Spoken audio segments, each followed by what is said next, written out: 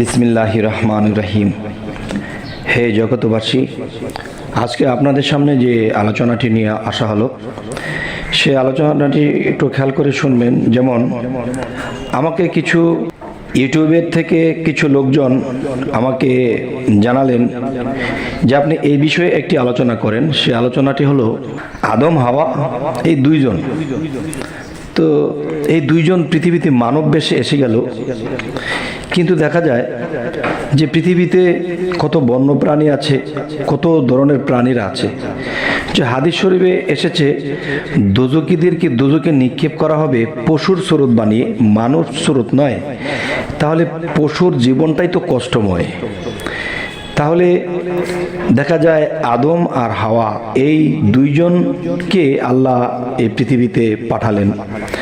তাহলে এত এত মানুষ আর এত এত প্রাণী তারা কোত্থেকে আসলো? এক। দ্বিতীয়ত হলো যারা পশু প্রাণীতে এসেছে, তো আল্লাহ তো কারো প্রতি অবিচার করেন না। তাহলে এই পশু প্রাণীতে যারা আছে, মানব জীবনটাই শান্তিময়, আর তারা এত অশান্তিতে তাদেরকে পাঠানো হলো, এর বিষয়টা কি? আল্লাহ তো কখনো অবিচার করেন না। তো এই ধরনের আলোচনাও যদি একসময় করে থাকি, তারপরেও কিন্তু একজন আমাকে জিজ্ঞাসা করলেন, একজন নয় কয়েকজনে জিজ্ঞাসা করেছেন। তাই আমি আজকে এই আলোচনাটা করতে আবার আপনাদের সামনে হাজির হলাম। দেখুন, সেই বিষয়টি হলো যে দুইজন মানব জন্ম পাইল, আর সমস্ত প্রাণীরা তারা তো এই পৃথিবীতে এসে সমস্ত প্রাণী দেখতে পেয়েছে, গাছপালা, তরুলতা, মাছ এবং দেখা যায় বিভিন্ন প্রাণী তাদেরকে দেখতে পেয়েছে। তাহলে তাদের যে কি অপরাধ ছিল, তাদের কি বিষয়? তো আল্লাহ তো অবিচার করেন না। দুইজনকে মানব বেশে দিলেন, আর বাদ বাকি তারা মানুষের বাহিরে জন্ম নিতে হলো। এর বেদ রহস্য কি? এর বেদ রহস্য যদি আমি বলি, দেখেন যে মানুষ আদম হাওয়া মানুষ বেশে পৃথিবীতে তারা এসেছে, তাদেরকে দিয়ে শুরু হয়েছে, এটাই কিন্তু বলা হচ্ছে। আসলে কথাটি ঠিক নয়। এই কথাটি ঠিক নয় এ কারণেই, দেখেন আদম হাওয়াকে সৃষ্টি করার আগে কিংবা এদেরকে তৈরি করে পৃথিবীতে পাঠানোর আগে আরো কমপক্ষে 4টা জাতি ছিল। 4টা জাতি ছিল কেমন? যেমন জিন, অসুর, হারিস, নারিস। জিন, অসুর, হারিস, নারিস, এই যে আরো 4টা জাতি সৃষ্টি করা হয়েছিল। এই 4টা জাতি কিন্তু পৃথিবীতে যখন জিনদেরকে পাঠানো হলো, তখন তারা হিংসা, নিন্দা, মারামারি, কাটাকাটি করেছে, যার ফলে বিশৃঙ্খলায় জীবন কাটে। আচ্ছা, এই জিন জাতিকে আল্লাহ ধ্বংস করেছে। ধ্বংস করার পরে কিন্তু একটা জিনিস মনে করবেন, আত্মাগুলো কিন্তু ধ্বংস হয়নি, আত্মাগুলো কিন্তু রয়ে গেছে। তাহলে একটা মানুষ পৃথিবীতে তার চলাফেরা, কথাবার্তা, সে যেরকম দুষ্টামি করেছে, শয়তানি করেছে, তার আত্মায় লেগে আছে। তারা পরবর্তীতে এসে সেই শয়তানিই করতেছে। যাই হোক, এই হলো এক সাবজেক্ট। আরেকটা সাবজেক্ট হলো, দেখুন জিনের পরে আবার অসুর জাতিকে সৃষ্টি করা হয়েছে। এই অসুরও মারামারি, কাটাকাটি, হিংসা, নিন্দা, পৃথিবীতে ইবাদত করে না কেউ আল্লাহর, তখন এদেরকেও ধ্বংস করা হয়েছে। তবে মনে রাখবেন, এদের আত্মাগুলো কিন্তু ধ্বংস হয়নি। এরপরে হারিস একটা জাতি, সেগুলো এই একই অবস্থা। হারিসের পরে নারিস, এগুলি এই একই অবস্থা, এরকমই অবস্থা। তাহলে আল্লাহ একের পর এক ধ্বংস করলো, আর একটা করে নতুন করে জাতি আল্লাহ পৃথিবীতে প্রেরণ করলো, কিন্তু সেগুলো এই মারামারি, হানাহানি, কাটাকাটি, আল্লাহর প্রেম ভক্তি কারো ভিতরে নেই, আর আল্লাহ খোদা বলে কিছুই তারা মানে না। যার ফলে এই 4টা জাতিকে ধ্বংস করা হয়েছে। ধ্বংস করা হয়েছে কি? এই 4টা জাতির দেহ ধ্বংস করা হয়েছিল, আত্মা কিন্তু ধ্বংস হয় নাই।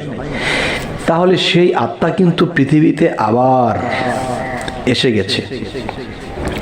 কেউ পশুরূপে, পশুর মতো আচরণ করেছে, কেউ মানুষ রূপে, কেউ অন্য কোনো গরু রূপে, ভেড়া রূপে পৃথিবীতে এসে গেছে।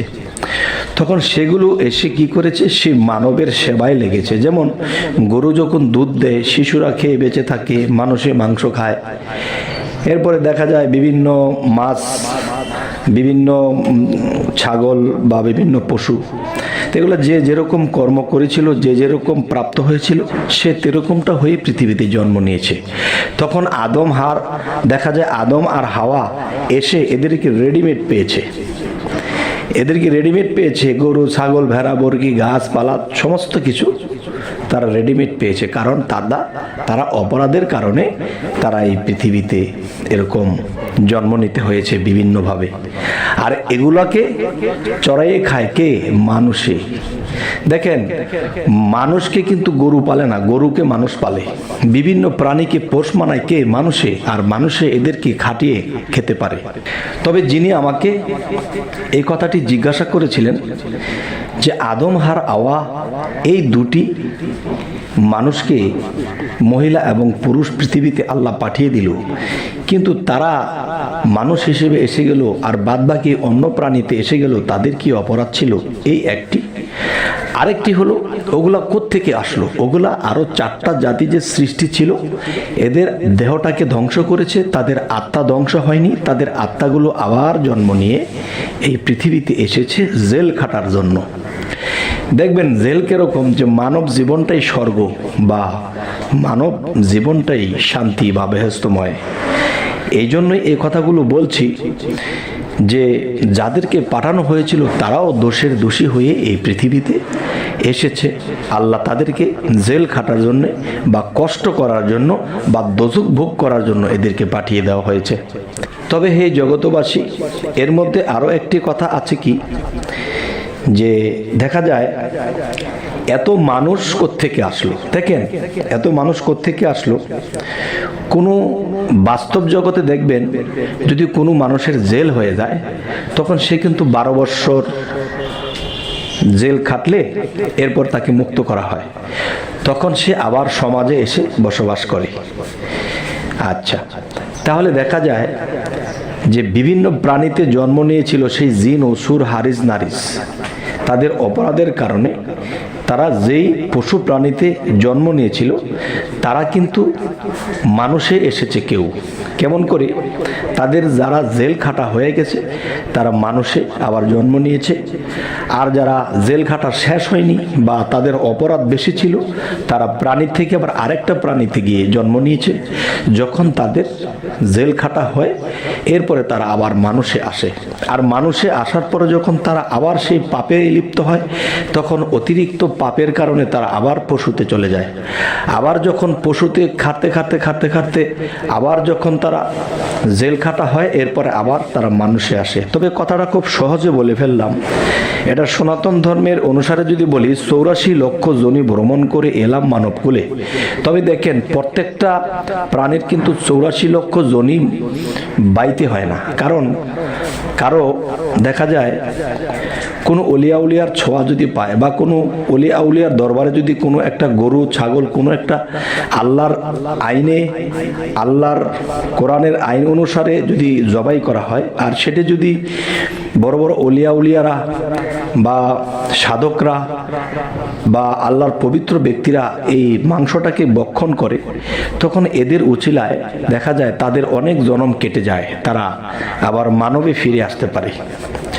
তো সকলেই যে 84 লক্ষ জনই ভ্রমণ করবে তাও ঠিক নয়।